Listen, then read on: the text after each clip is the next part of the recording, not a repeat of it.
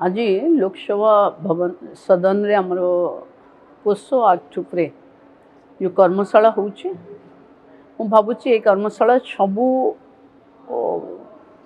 कार्यालय रे हवा कथा कारण पोषो एक्ट 2013 एथिरे जेते आमे आवार हवा सचेतन हवा सेते झील मानकर कार्यस्थल रे निरापत्ता सुरक्षित हवा जदि आमे चुप रहिबा ताहले एटा हारासर मान को इम्पावर करिबो ये कथा को आमे समस्तन को पाखे चर्चा करवा दरकार। ये किसी टाबू नुहे किसी स्टिग्मा नुहे या मो राइट्स आमे कर्मस्थल रे महिलांकर सुरक्षा अधिकार को सुनिश्चित करवा कथा।